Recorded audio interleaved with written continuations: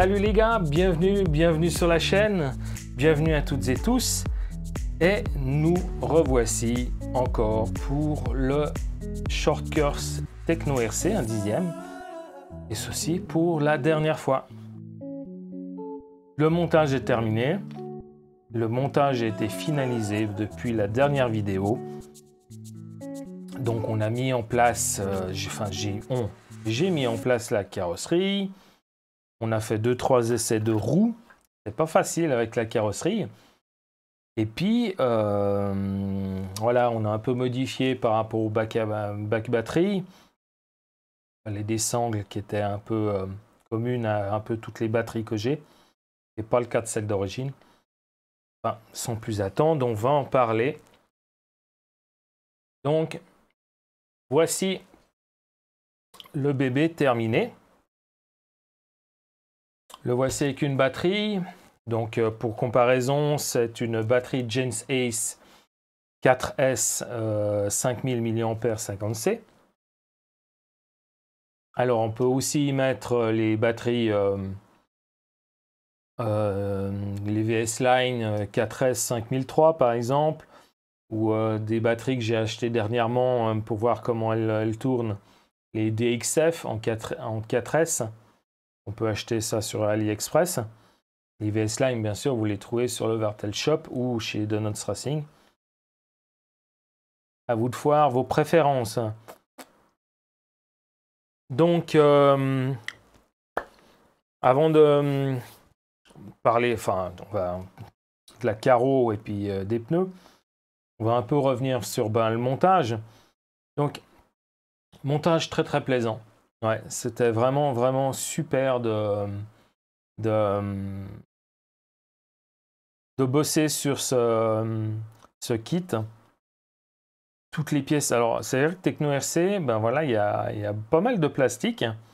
Il y a l'alu renforcé 70-75 est là où il faut. Mais c'est un plastique vraiment rigide, quoi. De super bonne qualité. Quand on vise dedans, on sent que on n'a pas peur de faire le tour de trop. Le train avant, sans grande difficulté, voilà, bon, moi j'aime bien prendre mon temps, je réfléchis tout haut, donc c'est clair que ça prend plus de temps. J'ai mis en tout, je crois que si on fait le compte de toutes les vidéos, j'ai mis à peu près 14 heures. Pas besoin de toute la lumière. J'ai mis à peu près 14 heures pour faire le montage.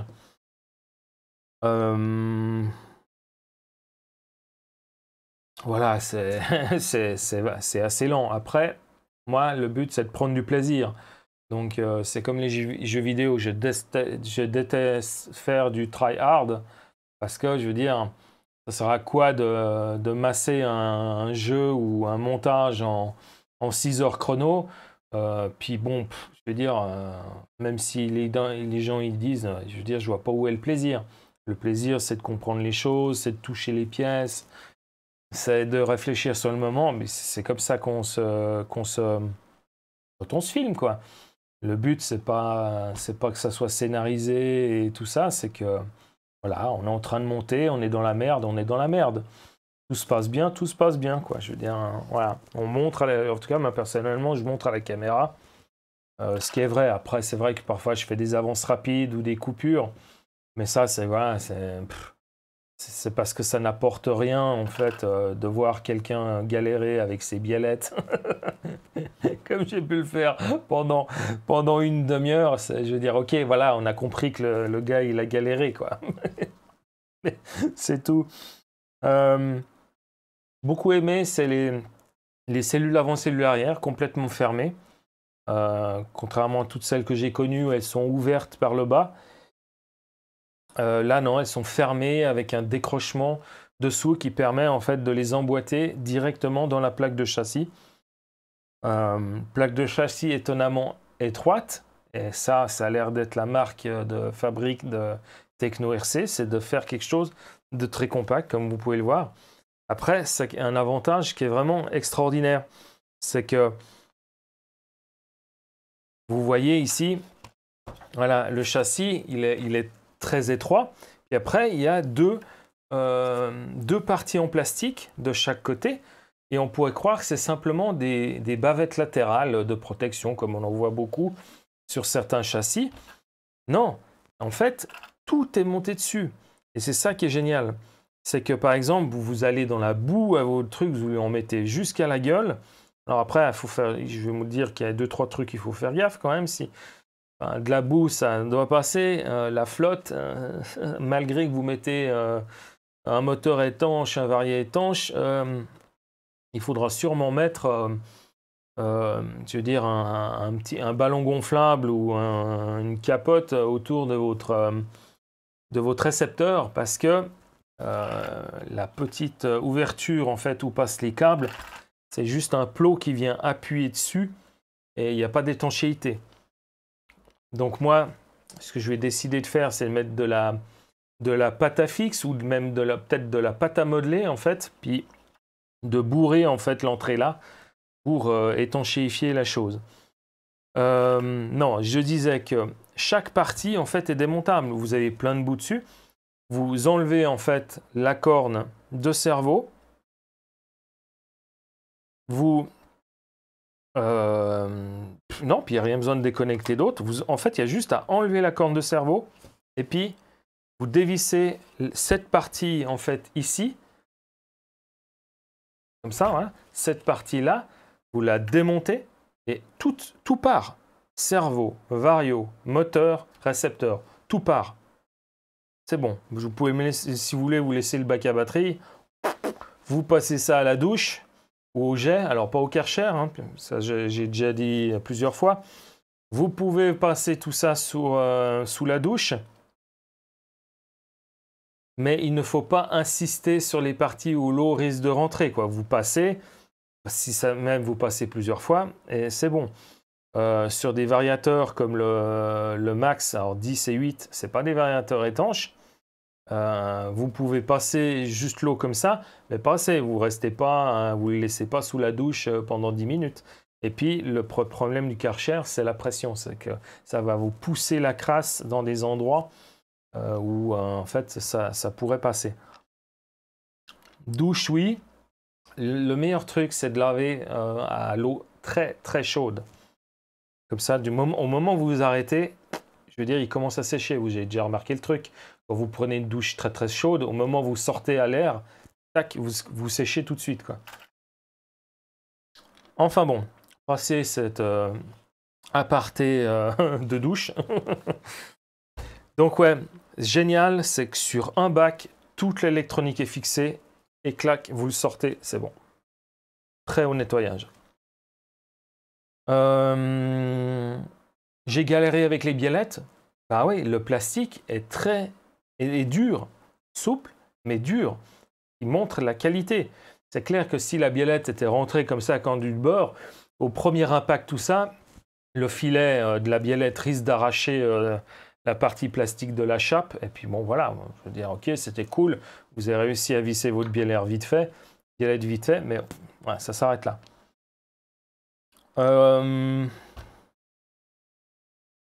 Structure, génial, beaucoup apprécié. On m'a dit, Alain, de toute façon, ce short curse, il est super solide, t'inquiète pas et tout ça. C'est d'ailleurs pourquoi je l'ai choisi plutôt que le short curse 1/10 de chez Losi. Pas que le short curse 1/10 de chez Losi est fragile, non, je pense pas. D'ailleurs, d'autres m'ont dit, ils l'ont, ils l'adorent aussi, il est très résistant. Simplement que, disons que le Techno a une construction. La seule partie, je dirais, qu'il a de 1/10, c'est la transmission. Je veux dire, la taille des deux différentiels avant-arrière, du différentiel central. Voilà, ça, c'est comment dire, une transmission 1/10. Par contre, les suspensions ont exactement le même diamètre et la même longueur que du 1/8. La platine, ici, c'est la même que pour le buggy. Il y a énormément de pièces qui sont identiques enfin identiques, non, qui sont aussi qu'on peut avoir sur le buggy. chose qu'on m'a ramené aussi, je crois que c'est Ziggy 59. Lui, il a le MT, MT 410. Et il aussi, voilà, il dit c'est un tank. C'est pratiquement tout le même. Simplement qu'il doit... Alors, je ne l'ai pas eu en main, jamais. Donc, je pense qu'il a les mêmes suspensions avant et arrière. Là, elles sont plus courtes, celles de devant, que celles de derrière. Celles de devant, elles sont réglées à 105 mm. Et celles de derrière à 118. Après, je crois qu'il faut rajouter 5 mm. Il me semble que sans le réglage du droop, ça fait 110 et 120, un peu plus de 120, je crois. Donc, c'est des sacrées bonnes suspensions. Ou peut-être 107, parce que je crois que sur l'option là, voilà, celle que j'ai commandée en trop, parce que voilà, j'aurais dû commander celle pour l'arrière, c'est marqué pour des suspensions de 107 mm. Donc, devant, elles font 107. Après, derrière, elles font 100, 120, 122, je ne sais plus. Voilà. L'inconvénient, justement, c'est la boîte récepteur qui, en fait, n'est pas du tout étanche. Car, enfin, pas du tout. S'il y a de l'eau qui vient juste à cet endroit-là, voilà, où il y a les câbles qui rentrent, et ben, voilà, vous risquez d'avoir... faut que le récepteur soit mis soit dans un ballon, soit dans un préservatif. Vous faites ce que vous voulez avec ce que vous avez sous la main, en fait. Sur la boîte de récepteur, on peut fixer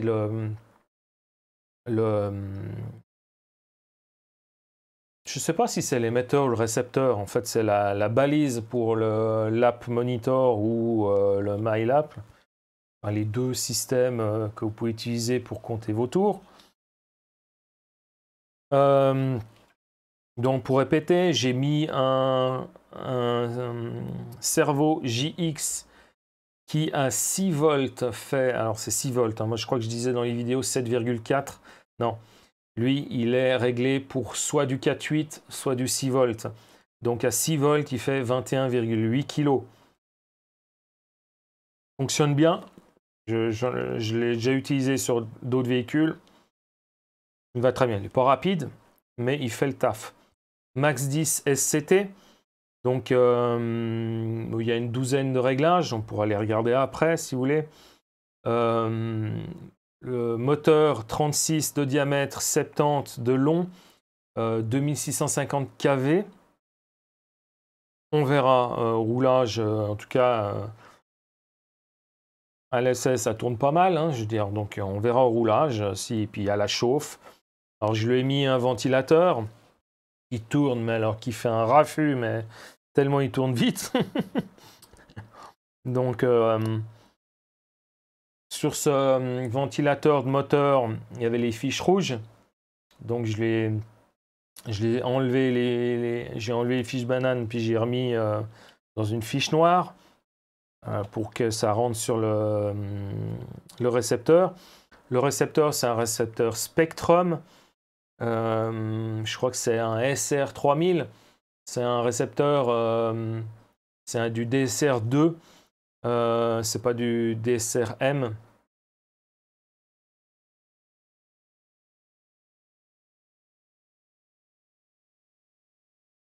Ouais, c'est ça.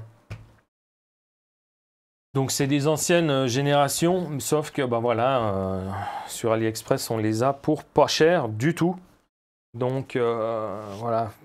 Donc, ça fait le taf, puis que la longueur d'onde, enfin, qui permet la distance de roulage est correcte. Voilà. Bon, pas besoin d'aller à 1 km. Donc, tout ça, c'est plugué sur ma DX5 Pro, sur laquelle je mets tous mes engins de bâche. Après, pour les engins où je fais du circuit plus axé compétition, si on va dire ça, j'ai tout ça sur la MT44. Ça me va. Donc, oui, j'ai opté, là, vous voyez, c'est des lanières bleues, c'est plus les lanières Techno RC. Les lanières Techno RC, à part celle qui fait la partie dans la longueur de la batterie, sont super courtes. elles font, celle-ci fait 410 mm, donc elle est longue. Et puis les autres, elles font 21, enfin elles font 210. Ce qui fait que c'est vraiment, on dirait que c'est axé pour fixer des batteries shorty en fait. Les très fines et très compactes, avec les prises PK en fait. Donc qui sont un peu comme par définition les batteries plus axées compétition quoi. Voilà, donc j'avais ça chez moi, c'est des scratch, enfin des sangles velcro de 260 mm de longueur. Donc avec ça, je peux fixer celle-ci, la Gens Ace, les VS Line et les DXF. Dessus, j'ai monté, là, vous pouvez le voir, sont montés dessus. Alors, j'ai juste...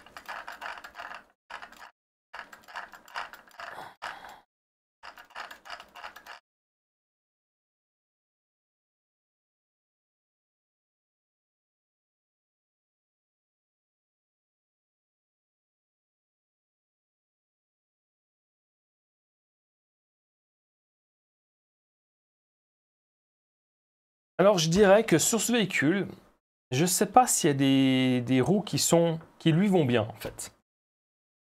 Je m'explique. Enfin, si jamais s'il y en a d'autres qui ont le short course, dites-le moi quel type de pneus vous avez acheté. Moi, à la base, j'ai acheté ceux-ci que je vous avais expliqué sur AliExpress. Donc, c'est les gommes que l'on peut retrouver sur Proline, chez Proline. Donc, les répliques, les Baja BF Goodrich sur des jantes AliExpress. Et celles-ci, en fait, elles vont nickel. En termes, elles placent nickel. Simplement que, vous pouvez le voir ici, il y a un certain déport. L'offset n'est pas de 0. Pour les Proline, ici, qui a les Badland, 2,2 pouces, 2,2 et 3 pouces, en fait, elles... donc ceux qui veulent savoir le numéro, le machin, tout ça, allez voir la vidéo d'unboxing de ces pneus-là, où c'est tout mis dedans. Voilà, je ne vais pas répéter les choses 50 000 fois. Donc, celles-ci, point de vue jante, elles vont super. Oui et non. Elles vont super, l'offset est de 0, donc c'est pile poil. Sauf que, je ne sais pas si on l'entend bien, enfin, on va peut-être l'entendre ici.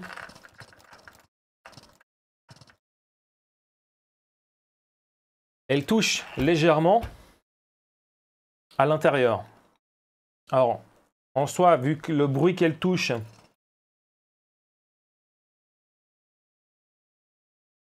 c'est pas grave. Alors, elle touche peut-être juste parce qu'elle est en l'air. Mais disons qu'en soi, c'est pas grave. Hein. C'est pas qu'elle bloque. Hein. Je veux dire, si jamais ça va gentiment usiner les ailettes qui sont un peu à l'intérieur, puis voilà, c'est pas très grave. Hein. Plutôt que de s'embêter avec soi, d'essayer d'usiner un petit peu, ça va s'usiner tout seul. Mais quoi qu'il en soit, ces jantes, les roues Proline, je dirais que c'est celles qui vont le mieux. Enfin, le mieux. Par rapport à ma carrosserie, si vous achetez une carrosserie Proline, 1/10, tout ça, je pense que ça ira nickel. Moi, j'ai acheté une carrosserie incassable. Le problème des carrosseries, enfin, l'avantage des carrosseries incassables, c'est qu'elles sont incassables. Elles ont une résistance énorme. Vous pouvez faire ce que vous voulez avec. L'inconvénient, c'est que le moulage, eh ben, il se fait toujours à l'intérieur. Le positif est fait dans la carrosserie. Donc, elle est forcément plus petite. Le résultat, c'est qu'elle va être plus petite. Enfin, je ne sais pas, j'ai l'impression que celle que j'ai, par exemple, que j'ai eue là, elle est quand même plus petite que une originale. Ce qui fait que ben, dès qu'on mettait un peu trop de déport, surtout les Louise, là, ici, les Louise Pioneer, là, ils ont, je sais pas combien est l'offset, mais il a l'air d'être presque, c'est un demi-offset. La carrosserie, elle arrivait ici, quoi. Donc, après, les carrossiers incassables, c'est pas du plug and play. Faut ôter ça de la tête. Carrosserie incassable, c'est pas, déjà, il n'y a pas les trous. Elle n'est pas transparente, donc c'est pas facile de faire les trous. Ça demande des adaptations, les carrosseries incassables. Il faut être bricoleur, en fait. C'est pas du tout cuit, c'est pas tout d'un coup, vous avez une lueur en disant ah bah tiens, je vais me mettre une carrosserie incassable. Chez qui je peux aller rechercher une carrosserie incassable? Les carrosseries incassables, si vous en voulez, vous contactez Mani, donc Mani RC Garage 68. Lui, il fournit en fait des carrosseries incassables. Donc vous le mailez, vous lui dites voilà, j'ai tel véhicule, quelle carrosserie incassable tu me proposes, ainsi de suite. Vous pouvez regarder ces vidéos. Il n'arrête pas de les présenter, ces carrosseries incassables. On attend toujours un site avec les dimensions et tout. Mais voilà, quoi qu'il en soit, il suffit de lui demander conseil et il vous répondra avec plaisir. Donc là, les Louise, superbe roue, sauf qu'elles font un peu large hein, pour la carrosserie que j'ai. Mais en fait, avec ce que j'ai fait, ça va passer. Donc là, j'ai les Proline avec les pneus Badland qui sont des pneus extraordinaires. Franchement.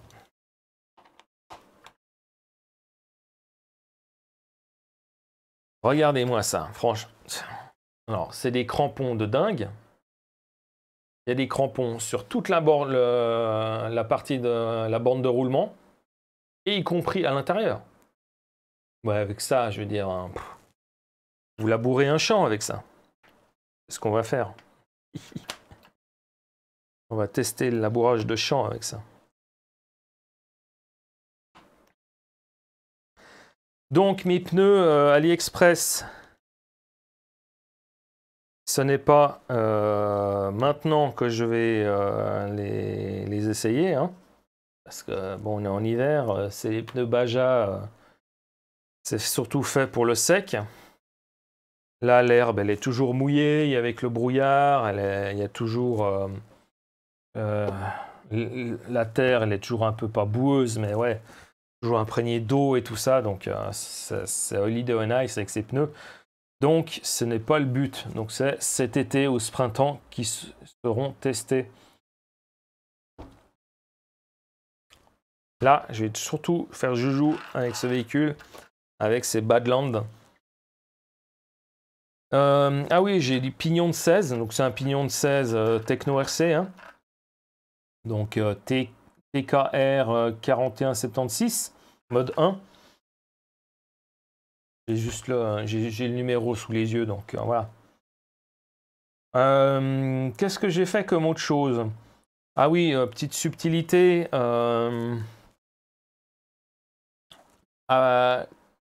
Toutes les vis qu'on met dedans sur cette voiture, vous êtes sûr. Hein. Comme je disais, on n'a pas peur de faire le tour de trop. Je ne dis pas qu'il faut le faire. Hein. Au moment où vous arrivez en contact, si vous n'êtes pas sûr de votre coup, vous arrêtez et vous continuez à la main avec le tournevis, tout ça. Les seuls trucs où vous êtes à coup sûr, vous êtes sûr de tourner dans le vide, c'est la fixation des plots de carrosserie. C'est pour ça que plutôt que les vis à tête cylindrique de M3 par 14, j'ai mis des M3 par 16 avec en fait un écrou de M3 derrière. Voilà, pour fixer ça. Sinon, en fait, elles sont, même là, vous voyez, elles sont un peu branlantes malgré tout. Donc, on peut redonner un coup de serrage.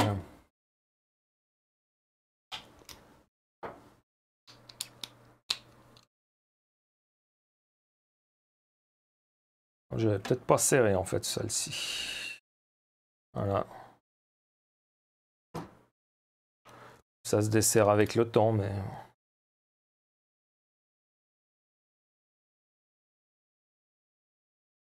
Olé, voilà.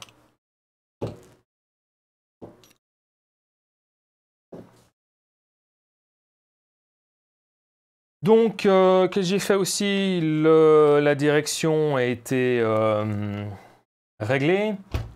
Donc, c'était réglage d'origine, c'était 1 millimètre sur la biellette de cerveau. Là, c'est passé à 3 mm à peu près, puis j'ai vu que ça suffisait pas. En tout cas, avec le cerveau que j'ai mis, ben, il y avait quand même pas mal de décalage. Donc, j'ai réglé le subtrim sur la radio.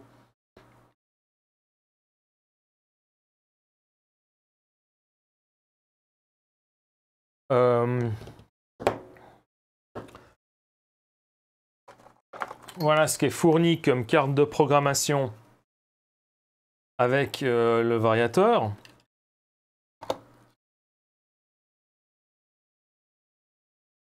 Alors après, c'est pas ce qu'il y a de plus simple.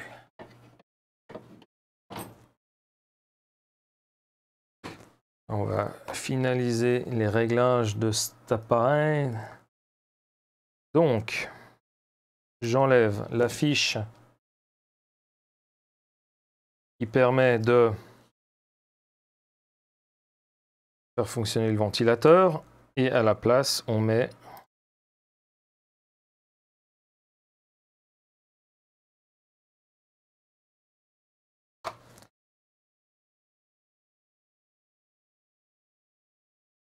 la carte de programme. Voilà.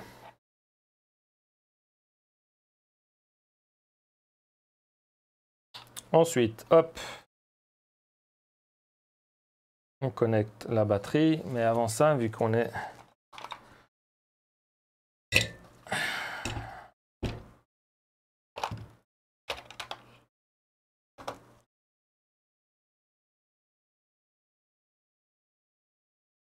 Et voilà. Donc, pas besoin que la radio soit allumée, hein. Vous connectez votre carte de prog à la place la fiche du ventilateur du Vario et vous allumez. Voilà. Là, c'est allumé. Donc ici, j'ai une table qui concerne Ezron, c'est la série des Max. Après, c'est plus facile. Parce que là, je veux dire, il n'y a pas forcément tout, c'est pas forcément un jour et tout. Là, dans le manuel de votre variateur, vous avez toujours les choses qui sont à jour. Donc, voilà le tableau ici qui permet de faire le réglage. Donc ici, le 1, c'est le running mode, donc le mode de marche. Donc vous avez le choix entre marche avant et frein. Ça, c'est plus pour la compétition, que la marche arrière n'est pas permise. Moi, je suis sur 2. L'option 2, donc c'est marche avant, marche arrière et frein. Donc je laisse tel quel. J'appuie sur item pour changer de item. Ensuite, c'est le choix des lipos. Donc on a auto, 2S, 3S, 4S. Donc là, je vais laisser sur auto pour voir la gestion qu'il a en fait du cut-off, donc la tension minimum batterie. L'énigme, c'est toujours de savoir est-ce qu'en auto, il est plus précis que si on lui dit précisément quelle batterie c'est. Donc là, on verra bien. Sinon, moi, je vais rouler en 4S. Au 3, là, je suis réglé à 3. Donc là, j'avais la valeur 1, donc c'était sur auto. Au 3, c'est le cut-off. Donc là, on est valeur 3, on est sur intermédiaire. Donc on a désactivé, low, intermédiaire et high. Alors moi, je vais changer parce que je ne sais pas du tout comment on consomme tout ça et tout ça. Le premier pack, je vais le faire, je le fais toujours à la valeur la plus haute. Donc je vais appuyer sur, et je vais changer, puis je vais mettre sur 4 et je vais faire OK. Voilà. Ensuite, le deuxième item, c'est la la température, la coupure pour la température du variateur. Donc là, elle est sur 105. Je vais la changer pour la mettre à 125. Ensuite, moteur thermal, la protection thermique du moteur. Donc ici, je suis sur 2. Chose que je ne vois pas du tout ici. Là, sur ce que j'ai, je n'ai rien. Simplement qu'il y a une petite carte, c'est un correctif, qui dit que maintenant, sur les variateurs Max 10 SCT, a été rajouté un câble pour monitorer en température le moteur. Alors, pour autant qu'il a une fiche de monitorage, hein, je veux dire, si vous ne l'avez pas, il ne va pas deviner comme ça la température du moteur. Donc là, actuellement, ici, la température, elle est réglée sur 2, donc je pense que c'est comme pour le variateur, c'est soit 105, soit 125. Donc là, on laisse tel quel. Mais moi, il n'a pas de sensor, le moteur que j'ai là. Donc le point 6, c'est le sens de rotation du moteur. Donc là, on est en CCW, c'est-à-dire le sens inverse des aiguilles d'une montre. En anglais, c'est déjà comment j'ai un blanc, c'est counterclockwise. Donc c'est le sens inverse des aiguilles d'une montre. Le CW, donc clockwise, ça c'est le sens des aiguilles d'une montre. Moi, j'ai branché le moteur, donc A sur A, B sur B, C sur C. Comme vous voyez là, hein, ça évite que ça fasse les croisements. Et puis, j'ai dit, bon, bah, si j'ai un... comment dire,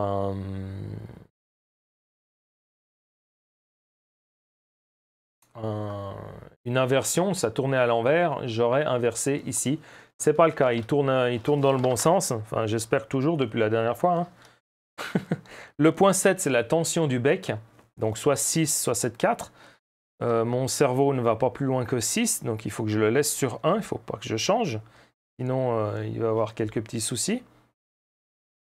8, c'est la force de freinage. Alors, par défaut, il est sur 75. Donc là, je vais quand même lui changer la valeur pour la mettre sur 5. Hop, j'ai fait trop loin. Je la mets sur 5 pour la mettre sur 62,5. On verra si c'est suffisant, peut-être les 75. Voilà. Je le descends d'une valeur. J'ai l'habitude de mettre 62,5 sur les voitures. Voilà. 9, c'est la force de marche, vitesse de marche arrière. Donc là, il est sur 50%. J'ai pas besoin d'avoir une voiture qui va 2 fois moins vite en marche arrière qu'en marche avant. Donc là, je vais le mettre sur 1 pour être à 25%. Je veux dire, moi, c'est juste de sortir. Voilà, c'est pas... Ensuite, 10, c'est le punch. Donc c'est un peu la patate que vous lui mettez au démarrage. Donc là, il est sur 3, je vais le laisser, on verra si c'est assez. Alors le punch, vous pouvez l'augmenter, par exemple, quand vous avez un véhicule où vous aimez bien faire des sauts. Vous mettez le punch à fond pour que justement, au moment où vous êtes en l'air, clac, le coup de gâchette, et ça, voilà, ça lui donne une patate, donc ça lui fait faire la rotation directe. Et en 11, on a le drag brake, qui est en fait le frein moteur. Si vous le laissez à 0, comme c'est le cas ici, c'est 0. Quand vous lâchez les gaz, il continue sur sa lancée. Si vous mettiez 2%, 4%, 6%, c'est comme votre voiture. Au moment où vous relâchez dans une descente, si vous le laissez sur une vitesse, je veux dire, il y a le frein moteur qui retient la voiture. Après, le frein moteur, il ne va pas, non. Ça dépend de la pente que vous avez ou la vitesse sur laquelle vous allez. Mais souvent, plutôt que d'être chaque fois sur les freins quand vous êtes sur une descente, sur un col, donc je parle avec les vraies voitures, utilisez le frein moteur de votre voiture. En RC, moi, je n'utilise pas le frein moteur. J'aime bien justement... le frein moteur consomme de l'énergie hein, sur les voitures. Hein. Ça bouffe votre batterie, le fait de freiner. Parce que c'est le variateur qui va retenir en fait le moteur. Hein. Donc, la chose qui se passe, c'est que moi, je mets 0 comme ça. Vous donnez boum, un grand coup de gaz, et puis après, je sais pas, le dernier quart de votre ligne droite, voilà, vous relâchez. Là, ça vous permet d'économiser de la batterie.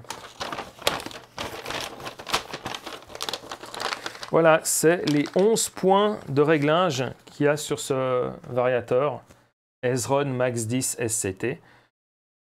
Donc maintenant, ben, je peux éteindre. Et puis, tous les réglages sont faits. Si vous les recontrôlez, vous rallumez. Et puis, vous repassez en revue vos points. Hop, hop, hop. On va voir sur le 7 et sur 1, c'est bon. Éteint. Chaque fois que vous changez une valeur, vous faites OK. Hein, pour, hop, vous enlevez votre.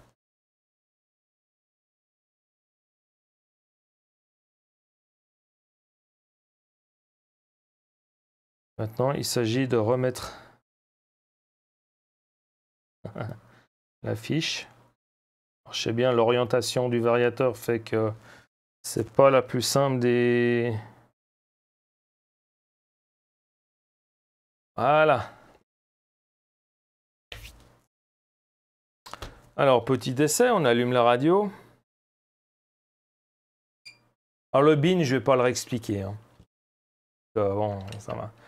Mais bon. Sur certains récepteurs, il y a un bouton de bind. Donc, vous réglez le bind vous préparez le bind sur votre radio. Avant d'allumer votre véhicule, vous appuyez sur le bouton de bind de votre récepteur, vous allumez et vous relâchez. Il y a, la LED du récepteur qui va clignoter et au moment où la liaison est faite, l'appairage ou le bind, clac, la LED du variateur va se figer. Après, sur certains, vous devez faire gauche-droite. Ouais, vous devez faire les gauche-droite, ce qui vous permet de faire les comment dire, les fins de course. Sur ces variateurs que je n'ai pas besoin de faire. Il y a juste le bind à faire, d'autant plus qu'après, on peut programmer les fins de course là-dessus si ça va trop loin ou pas. Et puis, sur celui que j'ai, vous avez certains récepteurs avec ça. C'est une fiche de bind. Hein. Donc, vous pluguez sur la ligne de votre récepteur qui est marquée, souvent c'est batterie/bind. Donc, vous la pluguez dessus. Hein, c'est un simple pont. Hein, si jamais vous n'en avez pas, vous faites un pont entre les deux parties extérieures de la fiche à trois doigts. Hein.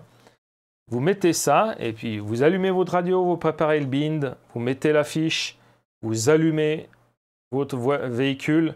Là de nouveau, comment dire, le récepteur va clignoter. Dès que l'appairage ou le bind est fait, la LED va rester fixe. Une fois que c'est fait, clac, vous retirez votre fiche, vous éteignez votre véhicule et c'est bon.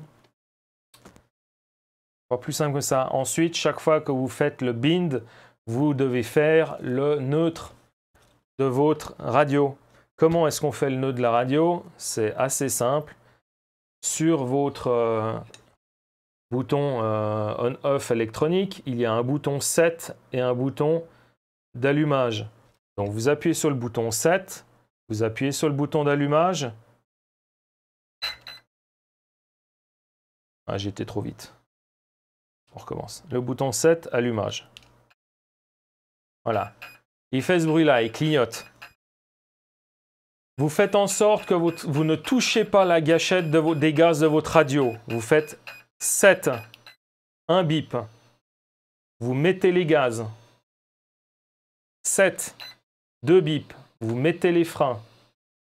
7, 3 bits. Vous relâchez. Et quand il rebip plusieurs fois, c'est que c'est bon. Voilà.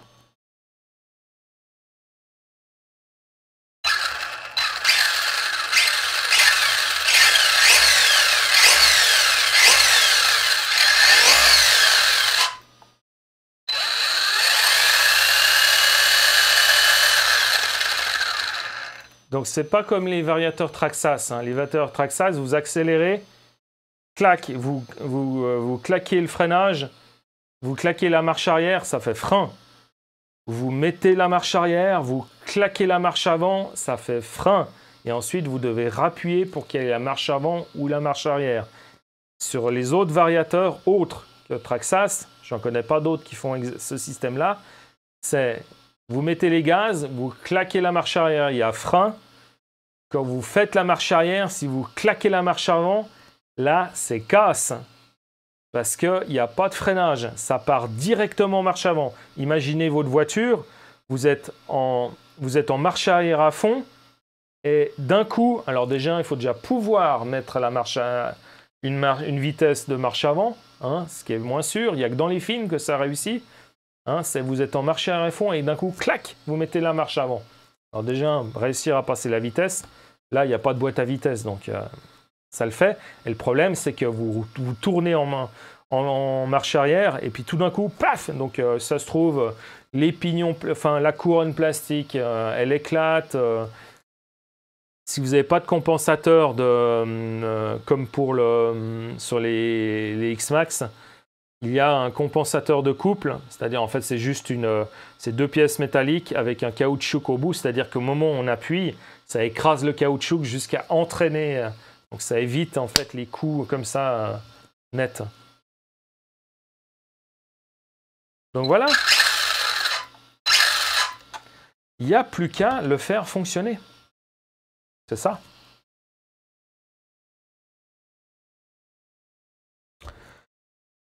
On va l'arrêter. Tac.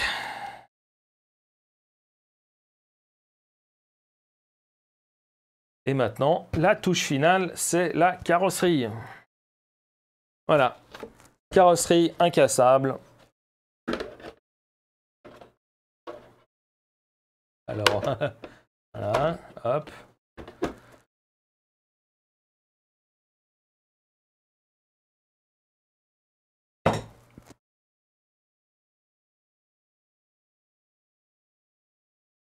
Alors, j'ai fait une petite modif aussi, c'est que j'ai... Normalement, toutes les clips de carrosserie sont dans le même sens.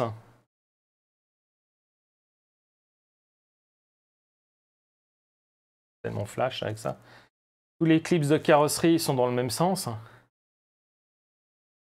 Là. Donc je l'ai inversé pour que voilà, je puisse les mettre comme ça la bosse elle est du même côté. J'ai dû faire ça aussi, c'est que j'ai dû percer les plots de carreaux dans l'autre sens pour l'arrière.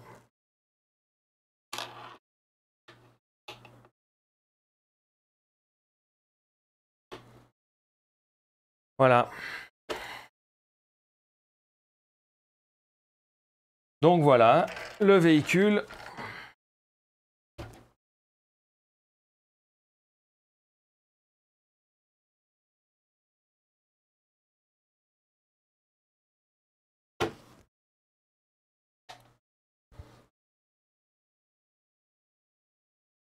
Je vais vous faire une vue un peu meilleure. Voilà.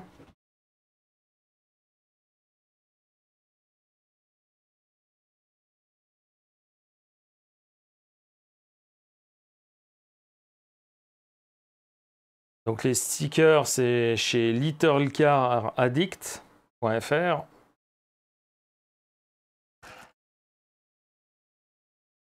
Donc on va dire que c'est la voiture de pandémie, anti-pandémie, anti-zombie.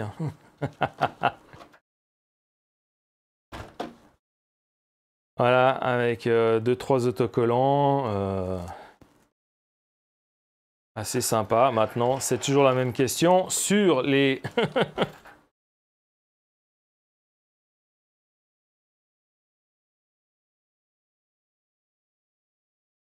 Sur les carrosseries incassables, c'est la tenue des stickers.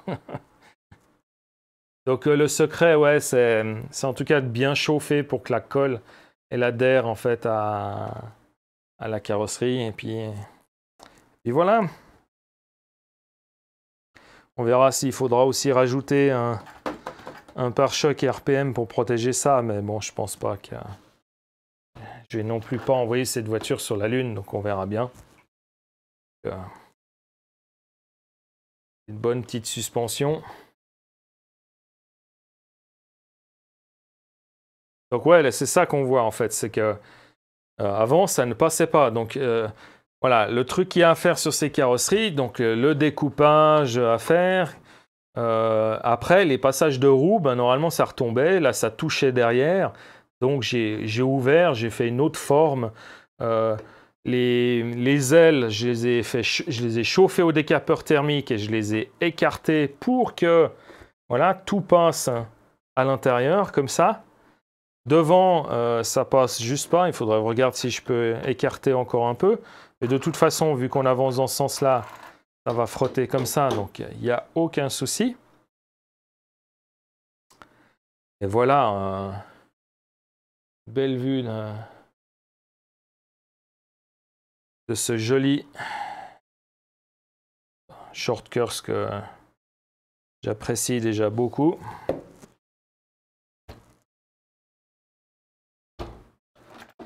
Voilà, donc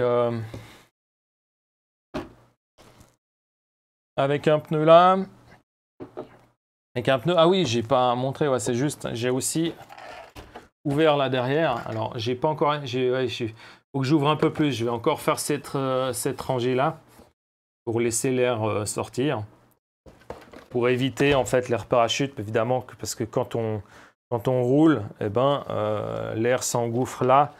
Et ça peut faire parachute. Après, je veux dire, le véhicule est quand même assez ouvert. L'air, il y a de quoi passer tout droit. Ce n'est pas un problème. Donc, voilà pour ce short course. Donc, bah, j'espère que tout le montage, je sais que c'est un peu barbant, que c'est des vidéos de 2 heures et plus, donc c'est un peu barbant à regarder. Enfin, barbant, non, c'est super instructif à regarder. Après, bah, celui qui en a rien à faire du véhicule, bah, il n'y a pas les vidéos, hein, je veux dire. C'est pas une obligation. Donc, voilà, dernière vidéo du montage, c'est la 7e. Les conclusions, je vous les ai données. J'ai montré juste les 2-3 choses que j'ai encore fait suite à la dernière vidéo de montage. J'espère que le montage de ce short course Techno RC SCT 410.3, 1/10, vous a plu. Moi, c'est le cas. Ça n'a pas été simple à chaque fois, mais en tout cas, j'ai pris beaucoup de plaisir. J'ai appris des choses. J'ai appris à apprécier aussi la qualité de cette marque. Vivement, j'ai entendu parler que le Truggy, le fameux... Truggy, c'est ET48. Alors, on ne sait pas si ça sera un ET48 2.0 ou ET48.4. Donc, disons que le nouveau modèle du Truggy, en fait, de Techno RC qui me hype plus parce qu'il n'a pas une forme comme tous les autres, il est super étroit, il a une gueule bizarre, enfin il a une gueule bizarre, mais en tout cas il n'a pas une gueule de dog français avec la gueule écrasée. On dirait que toutes les carrosseries de Truggy, elles se sont pris un mur. C'est tellement moche en fait que celle justement du Techno RC sort du lot. Et puis après, ce sera le sol, on va dire, des kits compétition qui seraient capables de, on va dire, de par sa solidité, de passer en version bash.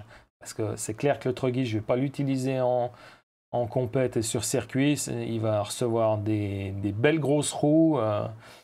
Et voilà, ça va être une bête de guerre aussi.